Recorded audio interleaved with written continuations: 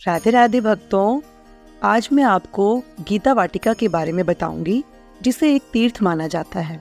भक्तों, महात्मा लोग जिन स्थानों पर रहते हैं वहाँ देव आराधन होता है, भगवत चर्चा होती है, संतों के ज्ञान सत्र होते हैं। वहाँ पर वायुमंडल में, जल में, आकाश में, धूलि कणों में, वृक्षों में और सब जगह एक महान सात्विकता भर जाती है। वह सात्विकता उस भूमि को, उस जल को और वहाँ के वातावरण को पवित्र करने वाला बना देती है, तो उसका नाम हो जाता है तीर्थ। गीता वाटिका ऐसा ही एक तीर्थ स्थल है जो गोरखपुर रेलवे स्टेशन से लगभग 3 किलोमीटर दूर स्थित है। गीता वाटिका श्री भाई जी की तपोभूमि है, जहाँ वो 35 वर्ष की दीर्घकालीन तपश्चर्या ऋषि मुनियों की तरह सात्विक और समर्पित जीवन से सतत साधनारत रहे। गीता प्रेस कल्याण के संपादक भाई जी श्री हनुमान प्रसाद जी पोदार के एकांत निवास के लिए गीता वाटिका को क्रय किया गया था। भाई जी 1935 से यहाँ रहने लगे थे।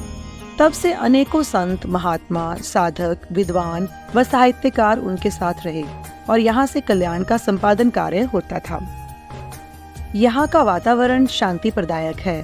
वाटिका में एक विशाल भव्य मंदिर है, जिसमें भगवान श्री राधा कृष्ण, श्री सीताराम, श्री शंकर पार्वती के अलावा श्री गणेश जी, हनुमान जी, भगवान सूर्यदेव, माँ दुर्गा, भगवान विष्णु लक्ष्मी एवं माँ त्रिपुर सुंदरी की भव्य मूर्तियां प्रतिष्ठित हैं। श्री भाई जी एवं उनकी जीवन संगिनी माँ रामदेव पोदार की मूर्ति भी साथ ही स्थापित है। इनकी शास्त्रोक्त रीति से नित्य पूजा अर्चना होती है। मंदिर के पास में अखंड संकीर्तन मंडप है, जहां भाई जी द्वारा प्रारंभ किया गया नाम संकीर्तन सन 1968 से अनवरत चलता रहता है, जिससे वातावरण बड़ा ही सात्विक रहता है। मंदिर के पीछे वह स्थल है जहां भाई जी को देवर्षि नारद जी एवं महर्षि अंगिरा के दर्शन हुए थे। आजकल उस स्थान पर एक सुंदर मंदिर बना है, जिसमें देवर्षि नारद जी एवं महर्षि अंगिरा की मूर्ति प्रतिष्ठित है और यह स्थान साधकों को बहुत आकर्षित करता है। मंदिर के दाहिनी ओर भाई जी की पावन समाधि है। जिस चबूतरे पर भाई जी के नश्वर शरीर का अंतिम संस्कार हुआ था, वहीं उनके पार्थिव शरीर के अवशेष सुरक्षित हैं। उन्हें एक सुंदर पारदर्शी आवरण से ढककर रख दिया गया है, जिससे वर्षा आदि का उन पर कोई प्रभाव न हो सके।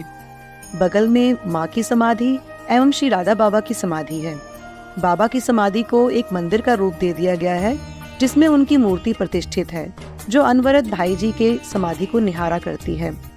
यह इस बात का स्मरण कराती है कि बाबा ने भाई जी के स्वरूप को समझकर जिस प्रकार उनको सचल वृंदावन मानकर उनके संग रहने का अखंड व्रत ले लिया था, यहाँ तक कि भाई जी की समाधि के पास ही अपना शेष जीवन व्यतीत करने का निश्चय कर लिया था। भाई जी की समाधि के बगल में बाबा द्वारा स्थापित श्री गिरिराज परिक्रमा है, जहाँ आज भी भक्तगण परिक्रमा करते रहते हैं। मंदिर के प्रांगण में स्थित भवन में वह पावन कक्ष है, जिसमें भाई जी ने 18 घंटे प्रतिदिन साधना में रत रहने वाले कर्मयोगी, दिव्य भगवत प्रेम की रसधारा बहाने वाले प्रेमी भक्त एवं माँ भारती के ज्ञान कोश को अक्षय बनाने वाले ज्ञान वारिधि ने इसमें निवास किया है। भक्तों, मैं यहाँ पावन कक्ष के स्वामी भाई जी की बात कर रही हूँ। इस कक्ष में भाई जी को अपने परमाराध्य के अगणित बार दर्शन हुए हैं, प्रेमालाप हुआ है और प्रिया प्रीतम की रसमयी मधुर लीला में नित्य निमज्जित रहते थे।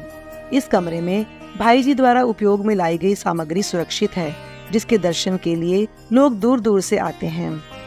श्री राधा बाबा ने कहा है, इस गीता वाटिका की महिमा श्री वृंदावन धाम के समान ही है। इसमें 35 वर्षों से अधिक काल तक रसराज महाभाव के युगम रूप से भावित श्री पोदार महाराज ने निवास किया है। संत रूप में जो लीला श्री पोदार जी के शरीर में बैठकर नंदनंदन श्री कृष्ण ने की है, और उस शरीर से संबंधित जो एक एक वस्तु है, उनके कार्य के उपयोग में आने वाली छोटी से छोटी और बड़ी से बड़ी जो सामग्री है, वह सब ब्रज भावों से भरी हुई है।